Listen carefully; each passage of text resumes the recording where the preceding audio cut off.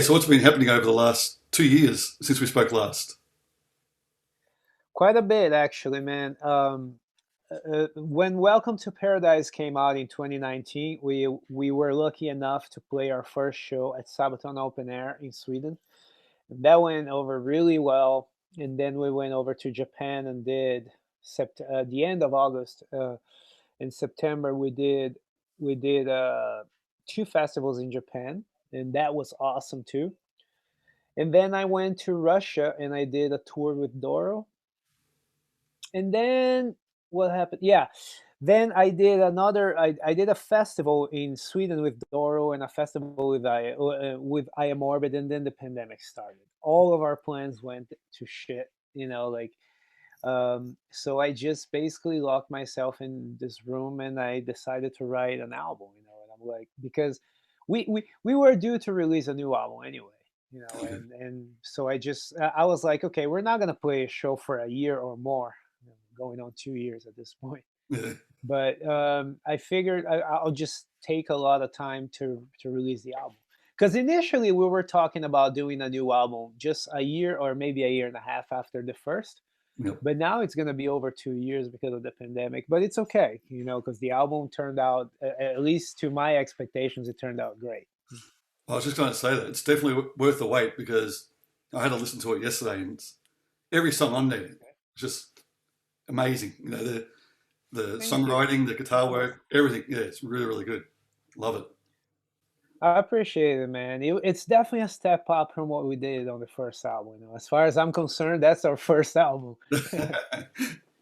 Yeah, I mean the first album was still great too, but yeah, this one's just that, like you said, probably that step up. Yeah, exactly. And it's hard to do. Everybody talks about, the first album curse, the second album curse, I should say. Yeah, And I hated that too. I hate bands that like do an amazing first album and then the second one sucks.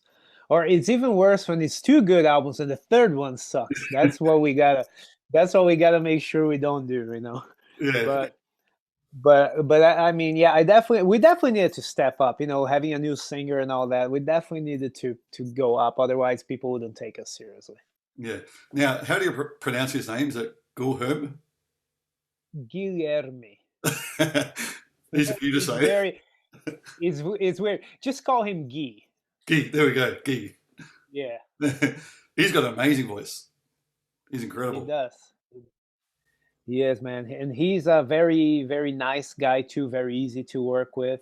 Very well mannered. Well spoken. He's never like. It's been perfect, man. It's like, where has this guy been all my life? Yeah. It's got like some different characteristics in some of the songs, and it really brings out a lot to the songs as well with his voice.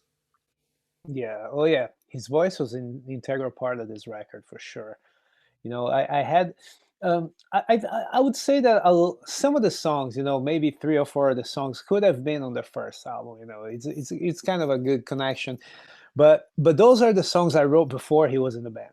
Mm. When he came in, we started bringing out the Brazilian stuff. We started bringing out the a little bit of the. I realized that he wouldn't have any problem singing super high, so I went high with the melodies. It's great, man. I just love working with that guy. Yeah. And you wrote all the songs too, didn't you, for the album? I did, yeah. Yeah. I wrote all the songs. Not all the lyrics though. Guy wrote several lyrics. Maybe even half or more. Yeah. But I definitely wrote all the songs, all the vocal melodies, all the instrumental parts and stuff like that. Yeah. So when you do your vocal melodies, because I'm actually writing an album at the moment due to release in December with Phoenix van der Weyden from Brazil. Yeah, she's on one of the film clips I think I sent you a while ago. She was shredding. Oh yeah, yeah, I do remember that. Yeah, okay. Yeah. So we're actually collaborating and writing an album together and getting like all different guest artists on there. So we've got like Jennifer Batten, Brett Garsett, Nelly Brosh playing a couple of Okay. solos on there. So yeah, it's sounding really cool. Awesome. But Yeah, yeah, that's so awesome, man. yeah, so we're having guest vocalists on as well. But so I'm writing the melodies, but what I do, I actually write them on the guitar, and say, hey, can you sing this? Because I can't sing that high. So do you do a similar type thing, or do you actually sing it? Uh, well, coming up with it, I like to sing. Now, on the first album, a lot of the melodies did come out of the guitar, Yep. but the thing is, I started to find that I was repeating my guitar patterns on the vocals. Okay. So, every guitar player has like the little quirks and little patterns. When you grab a guitar, the first little thing that you play. Yeah. And then I started noticing, for example, I can bring up, like, on the first album, there will be a lot of songs that have something that will end da, na, na, na, because I do that on guitar. Yeah. That's So what I mean, yeah. so for this album, I was really trying to not do that, Yeah. to sing, be more natural about it, and even uh, this is the first time I did this. Mm. Even when I went to give the notes to the singer, this time I played it on piano because Okay. I'm not a great piano player. So I was like, you know what, I have, it has to sound like this. Yeah. But then there's also things like, it's the same two notes, but you want him to hit them differently, Yeah. and that stuff you have to sing and show. So I did singing a lot on this demo. That's what I did the most, was singing. Mm. And then, but my voice is horrible. so so I just, it's very embarrassing. I'll just do the singing, send it to him, send a version with the piano, Yeah. and then just have him sing it back to me.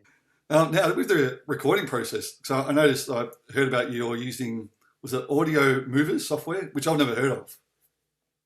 Yeah, that's, dude, and that made me feel very, very, very stuck in the Stone Age, because that's a reality. That's how a lot of people are recording now. And it's called, yeah, Audio Movers Listen To is the name of the software. And what it is it delivers audio pretty much in real time. It's very, very, very small delay.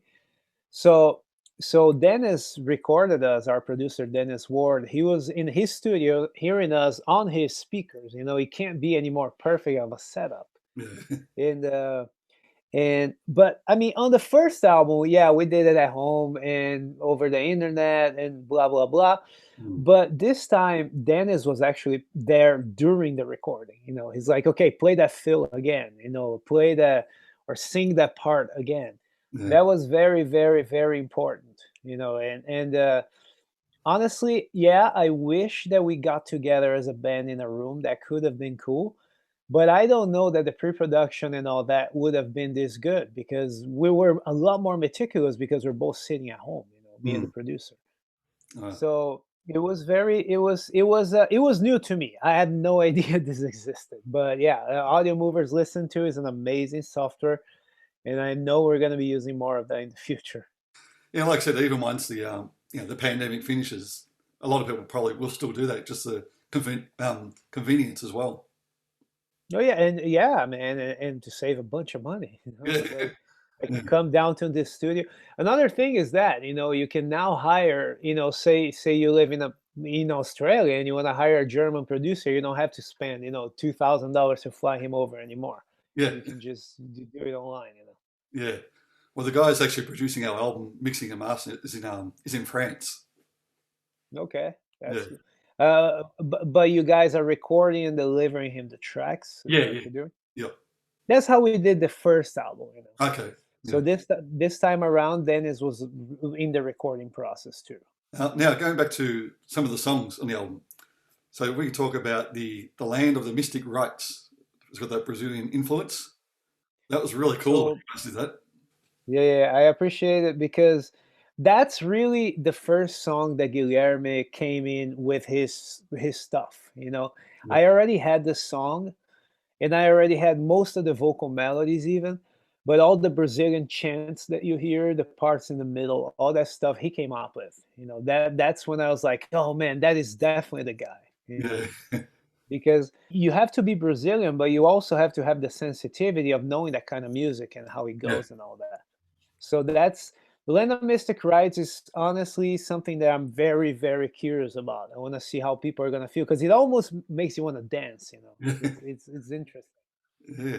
Oh, it's great. Just the way you guys actually incorporate that into the riffs as well. Yeah, it's unreal. Yeah. That's, if this catches on and people like it, we'll be doing more of that for sure. Now, Yeah. did you say was there another song with a Brazilian influence as well? I heard you say in another interview, but I wasn't sure which song it was. There's more than two. Oh, So track number two, Wings of Salvation, is probably my favorite song in the album. If not my favorite, it's one of them. It's very special because it's about Santos Dumont, who, as far as we know in Brazil, invented the airplane.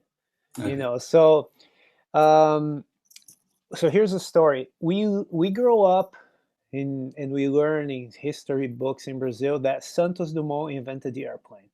There's no other competing story that we're taught. Yeah.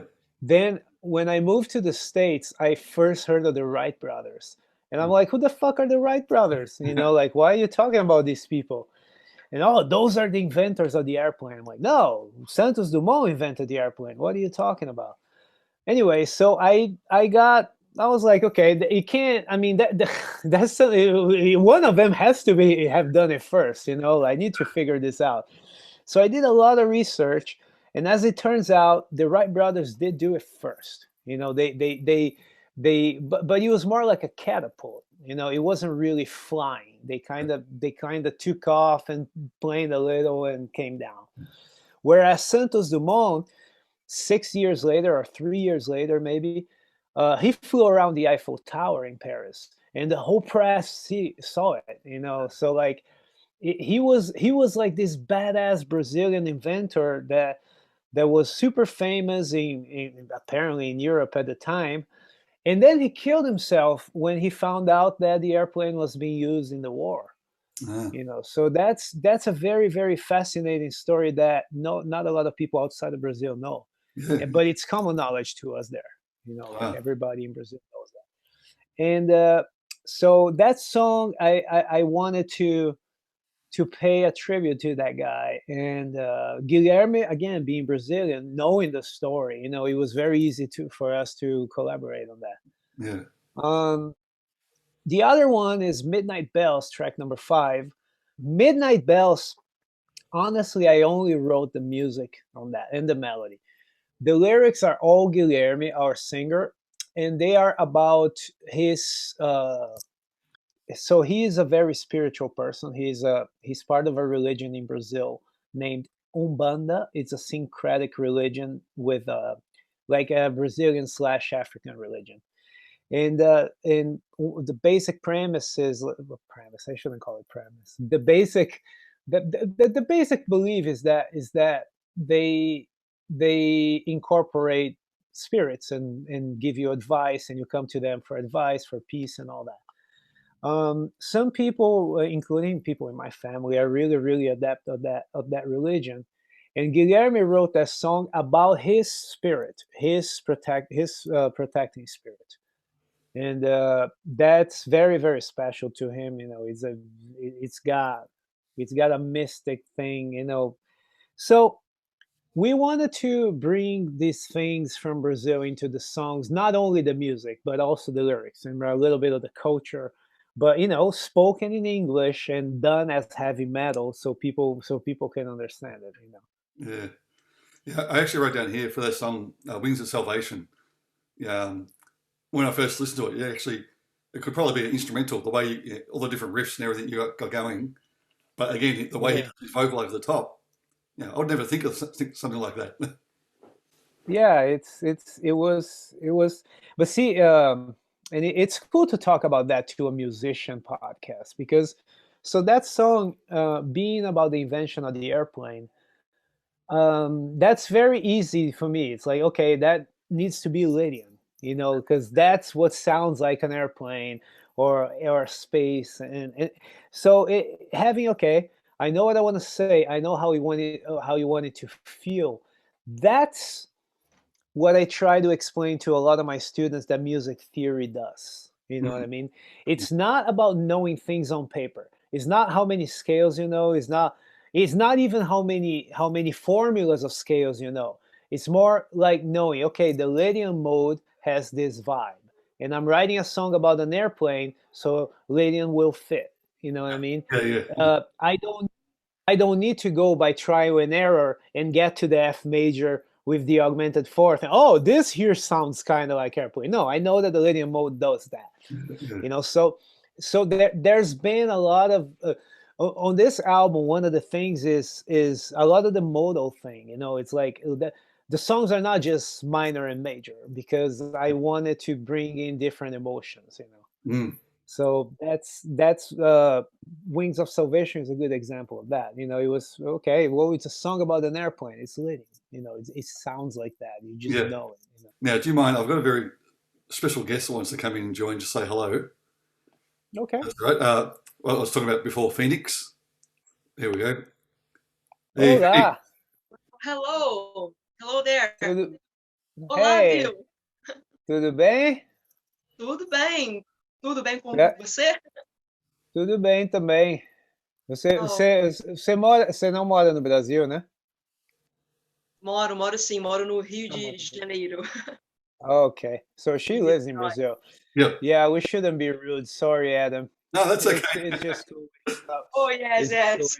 it's just cool when you talk Forgot when you. a little bit, When you just a little bit of Portuguese. That's cool. He told me about you last time we talked, and I remember being like, "That's not very Brazilian." That sounds that sounds Dutch. So I thought maybe you lived Oh, in the Netherlands or something. I wanted to say that it's great to be talking to you here, and in our small town here called Niterói, you are a great inspiration to young guitar players. Well, I have a thank you very lot of much. students that admire you, including me. Well, that's awesome. Thank you very much. That means a lot. That means a lot coming from Brazil. It's really Oh, cool to know to get people from there. And I admire your work a lot too. I've seen your videos. oh, thank you. Thank you. That means a lot to me. Whoa. Thank you very much. Absolutely. Absolutely. Yeah. Thanks for that, Okay. Adam. That's awesome, man. No, no problem. No, actually, now just going back to the album. So the other tracks I wrote down here also, future calls. Now, are you allowed to announce who the guest artist is? Yeah, absolutely. Yeah. Yep. So you have It's Kai Hansen from Halloween, and his son too, and isn't also, yeah, his son Tim Hansen as well. it? Mm. And that's a very special song. I wrote that song thinking about every power metal band that I like. I wanted to put it all together. And the main riff, I'll be the first one to say I lifted from Halloween's Ride the Sky. So I'm like, this is my tribute to that kind of music. And being friends with Kai, uh, I tried to get him to produce our first album, and he didn't have the time. He wasn't, he didn't do it. And then this time around, I'm like, man, I'm not gonna bug you to produce it, but do you wanna be a guest? Do you wanna do a song? And you can do whatever you want. You can play guitar, you can sing. I don't give a shit as long as I can say you're in the album. And he's like, "Oh, how about I sing something and I'll bring my son in and he'll do a solo." I'm like, "Fuck yeah!" That day was exactly like that. The song was already done. And of course, Kai being close with Dennis has also helped. It was great, man. I mean, he's one of my childhood heroes. Like I saw that guy was 14, and to have him on the album is very, very special to me. Yeah, no, it's a great song, and also you guys did the cover of Iron Maiden's "Judas Be My Guide," which is really cool. Yeah, I wanted to have done that on the first album, but our old singer wasn't really into the idea. And the cool thing too about Judas Be My Guide, I also brought our friend Jonas Heidgaard from Dragonland. He's a singer from Sweden, and he's got like an Iron Maiden tribute band over there. So I'm like, dude, you should do it with us. So it was another guest appearance that was really cool. The finish off, you got the is it Ivy, which reminds you like a start of a movie. I'm sitting there, whoa. Yeah, and I have to do it on pretty much every interview. I don't normally correct people, but the name of the song is not Ivy, even though it's spelled like that. It's Evie.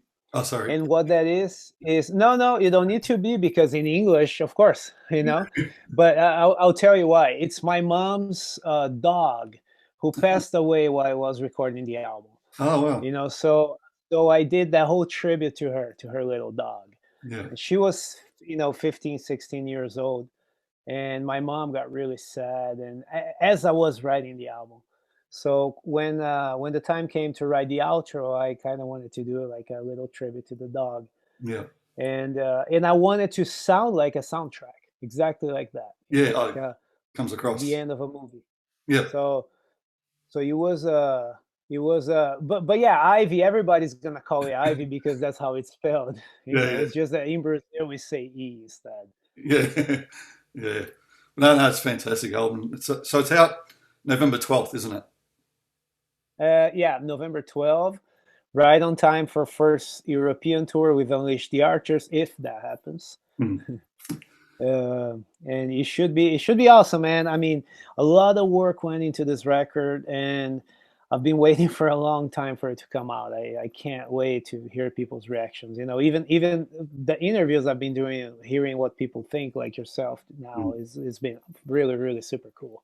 Yeah, it's great. I hope we can make it to Australia. I hope so. Yeah, definitely. Hopefully next year.